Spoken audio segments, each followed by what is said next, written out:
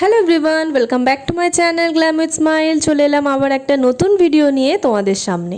তো আজকের দিনটা হলো জামাই ষষ্ঠী। তো এটা আমাদের প্রথম জামাই ষষ্ঠী, তাই সম্রাট আর আমি বেরিয়ে পড়েছি বাড়ি যাওয়ার উদ্দেশ্যে। ভেবেছিলাম তো একটু সকাল সকাল যাব, কিন্তু আমরা আর সকাল সকাল কোথাও যেতেই পারি না। তো বাড়ি থেকে বেরালাম, তখন বাজে 10টা। আর 10টার সময় বাড়ি থেকে বেরিয়ে আমরা বাড়ি পৌঁছালাম 11:30। বেসিক্যালি আমাদের কিন্তু আমার শ্বশুরবাড়ি থেকে বাপের বাড়ি যেতে আমরা যদি বাইকে করে দিল্লি রোড ধরে যাই, আমাদের ঠিক 15 মিনিট টাইম লাগে, খুব জোর হলে 20 মিনিট, তাও সেটা লাগে না। কিন্তু 1.5 ঘন্টা কাটিয়ে আমরা পৌঁছালাম বাড়িতে। আর প্রচুর ছিল রোদ্দুর বাইরে, ঘেমে নিয়ে দুজনের অবস্থা একদম একাকার। যাও বা একটু সাজুগুজু করে গিয়েছিলাম, তো ঘেমে সমস্তটাই বেরিয়ে গেছে। যেহেতু আমাদের এইবারে প্রথম জামাই ষষ্ঠী, কিন্তু আমাদের জামাই ষষ্ঠীতে এবারে যাওয়া হবে কি হবে না এটা নিয়ে একটা খুব বড় একটা ডাইসি ছিল, সেটা এক অন্য কাহিনী।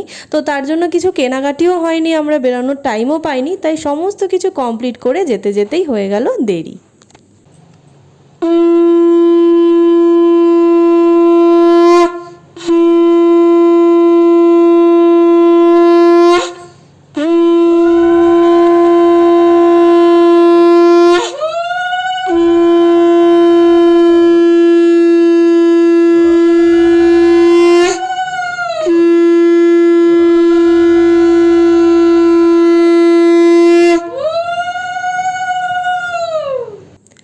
আস্তে না আসতেই মা শুরু করে দিয়েছে যা যা নিয়মকানুন আছে সেগুলোই করা। আসলে মাও না খেয়ে বসেছিল, জামাইকে না দিয়ে নাকি মাও কিছু খাবে না, এরকমটাই নাকি নিয়ম।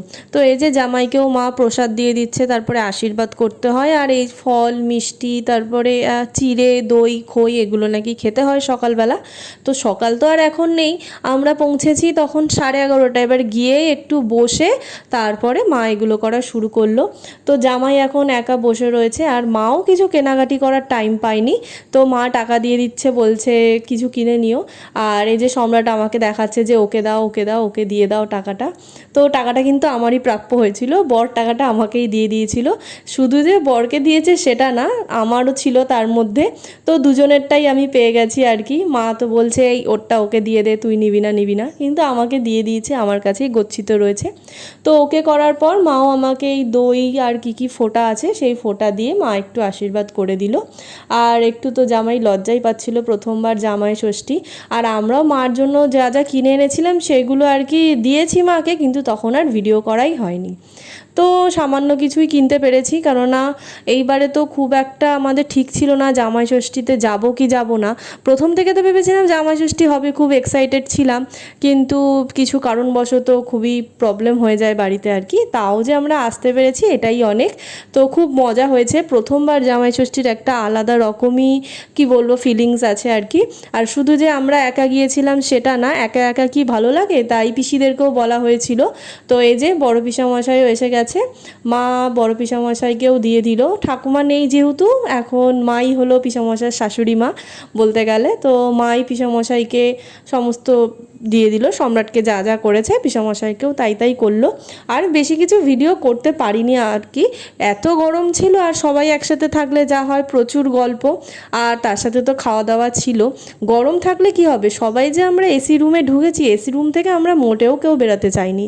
খাওয়া দাওয়াটাও এমনকি আমরা ওই এসি রুমের ভেতরে টেবিলটাকে ভেতরে ঢুকিয়ে নিয়ে খাওয়া দাওয়া করেছি, তার জন্যই একটু শান্তিতে খাওয়া দাওয়া করতে পেরেছি। বাইরে যা গরম ছিল, আর সবাই মিলে থাকলে গল্পটা তো হবেই। আর বেশি কিছু তো ভিডিও করিনি, অল্প স্বল্পভাবেই করে তোমাদের সাথে সেটা শেয়ার করলাম।